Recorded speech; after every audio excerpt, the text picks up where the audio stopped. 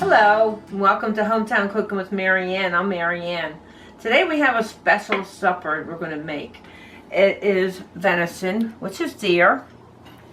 These are tenderloins, and these are back straps. And it comes, you have to take off that silver skin, and then we'll have it, this is butterflied. Then we'll have to slice it thinly, and we're going to stir fry it. Okay. First, you get underneath. If you have a fillet knife like this is fine. Even if you don't and you have a paring knife, you can still get underneath. Make sure it's nice and sharp. And you can still take it off. Try to leave as much meat as you can. We're just trying to get rid of the silver skin. And that holds everything together with the animal. Okay, there we go. See, you don't need anything fancy. Paring knife did it, fillet knife did it, and we're going to throw that out. Okay, now I'm going to get a knife like this, and you have to look for the grains of the meat and go across it. So I'm guessing it's this way. And we're going to slant it. Let's get rid of this piece. Okay. We're going to put it in here. It's very, very tender. It has been in my freezer for a few months. And we get it from a butcher that we rely on. Now we're going to take these. Slice them thinly.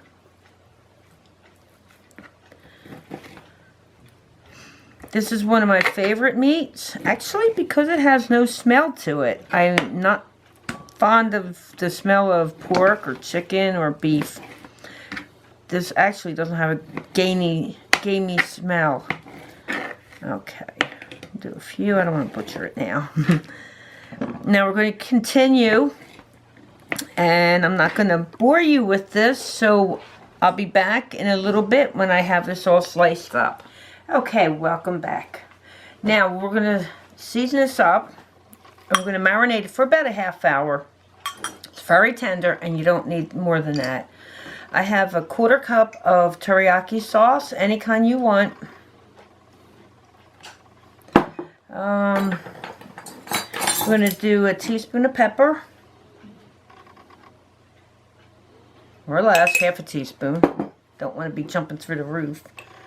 Half a teaspoon of, this is granulated garlic. And then I'm doing about a 1/4 teaspoon of salt. We don't need too much on here, because the teriyaki probably has some in it. Mix it up. Now, I don't want you to refrigerate this. We're only going to leave it out for a half hour to marinate. If you put it in the refrigerator and you pull the meat out, you have to let it sit until it becomes room temperature, or it'll seize up when you cook it. So we're going to mix it up nice. It smells good already. Okay. There you go. And we're going to put the lid on it. I'm going to sit it here for a half hour, and we'll be back again. Okay, I wanted to bring you back before the meat was ready to saute. What I did is, I'm going to make rice with it. So I have 2 cups of rice, 3 cups of water. Wash your rice off really well. And then we're going to bring it to a boil. Okay. Now I have my corn that I can. Any corn will do, or whatever vegetable you like. I have 8 ounces of cremini mushrooms. Any would do, any can. Or if you want to put fresh, then you can use fresh. And my mushroom broth. Now with the mushroom broth, you could use vegetable broth. Beef broth, I wouldn't recommend chicken broth unless you don't have anything else. I've done that already in a little pinch. So we're going to use them, and we're going to use a good tablespoon of avocado oil, or whatever oil you have. Now, what I wanted to tell you was, when you're working with any kind of meat, you need to wash your equipment that you use very well. Which I do. I did my cutting board and I sprayed it with a bleach cleaner, and then I washed it, and then I washed it again in the soapy water. So make sure all your utensils, your area that you had the raw meat on, is thoroughly clean when you're finished. You don't want to cross-contaminate, especially with wild meat, wild game. Okay, now we will be back probably in about, I think, 15 minutes, and that'll be ready to go. Okay, welcome back. It's been a half hour. You can see that the meat is a little darker. It's fine. I have my rice done. That's waiting. It's 2 cups of rice. Just make what you need. And I have my corn sitting back here. Keep them warm. Okay, warmed up the pan. We'll give it a minute. And what I did was I drained my mushrooms. I kept the juice because we're going to put it back in here. And I have some onions that were chopped up in the refrigerator, so we're going to be using that. Now, what I was telling you about keeping everything at room temperature with the meat, and it doesn't seize up, means that it curls up. That's what seizing up means. You don't want it to curl up. Okay, I've got like about a tablespoon of oil in here, and like I said, it was avocado oil, and I put the onion in. I'm guessing it's a good size onion. We're just going to cook this up until it's a little bit tender, because it's going to stay in the pot. Meantime, get a quarter cup of flour, all-purpose flour, and about 3 tablespoons of butter ready. Margarine or butter, doesn't matter, your choice. Is that a piece of carrot? That's fine. Okay. Alright.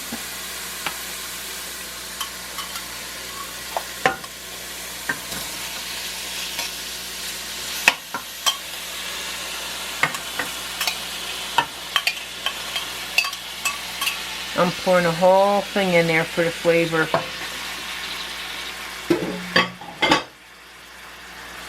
Just bring it up a little bit.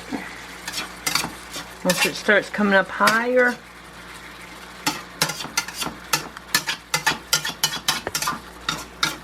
now we're going to let it sit for a minute or two while it gets brown.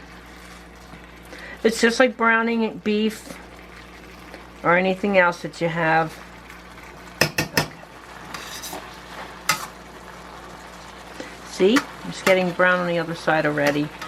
Venison does not, this kind of venison does not take very long. If you have a roast and you're cutting it up to saute, it might take a bit longer. You have to really cut it thin. But with the backstrap and the tenderloin, it cooks very fast. You don't want to overcook it. Let me go get myself a plate.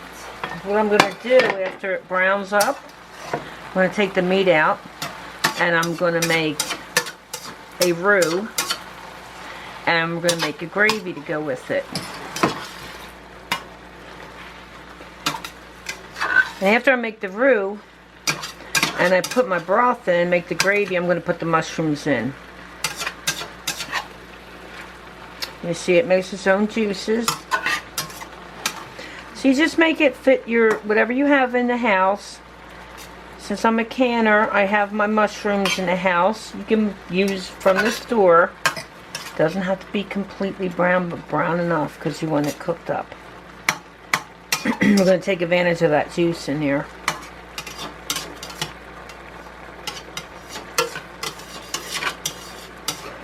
You can either pull it out, or I've already made it in there. You can pull the meat out and then make your roux, or you just move it aside. Okay, I decided to pull the meat out because I don't want it to get overcooked. So now, I'm going to put some butter in the middle. I will say about 3 tablespoons.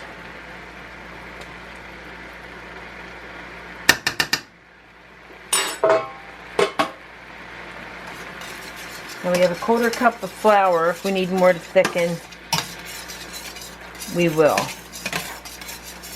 Okay. See how that is already thickening up with the butter. Okay. Let's put a little bit in there. Turn the heat down a little bit. We don't want to burn it. And there you go, soaking it up. And there's virtually no fat in here at all because it's such a lean meat. I can't guarantee everybody, but when I was eating it a lot, my cholesterol went down like 100 points, but that's me. That's because it's so lean.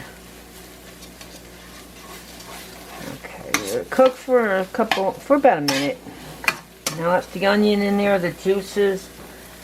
I'm going to put the juice that I had for the mushrooms in there. And I have my mushroom broth. This is 16 ounces. This is 2 cups. It's a pint. Just stir it around. We're going to get rid of the lumps. Use a whisk because I'm impatient. And it works faster for me. And you remember, you're going to have some lumps because there's onions in here if you leave your onions in. And they'll come out. Okay, that's pretty smooth to me. I'm going to pour the rest in. That was 1 cup of broth. Now I'm putting the 2nd cup. Remember, you have all that flavor in here from the teriyaki sauce and the salt, pepper, and the garlic powder.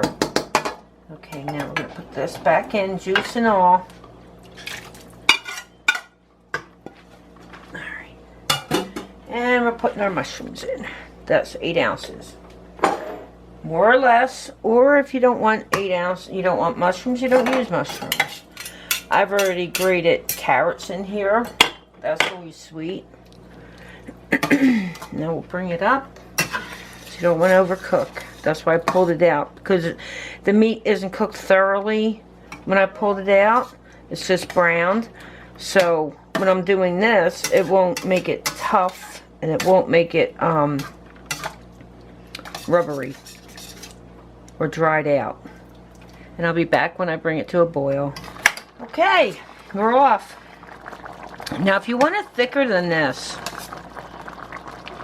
okay, and we're going to put it over rice. If you want it thicker, then you take about a good tablespoon of cornstarch. You put it in 1/8 of a cup of. You pour a little water in to make a slurry, to mix it up, and then you pour it in and it'll thicken it right up.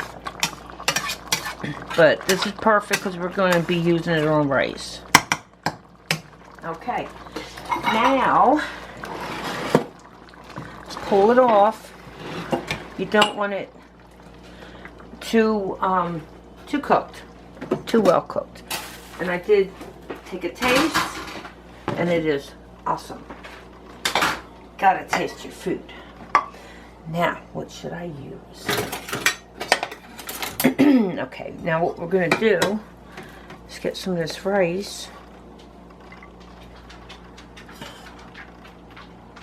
And today's choice is corn. And like I said, I canned this myself. Okay, there you go. And you have a venison supper. Thank you for coming into my kitchen and watching me cook our supper. Hit thumbs up if you like this. Subscribe if you want to learn some more recipes. And I love you and God bless you. Have a good day.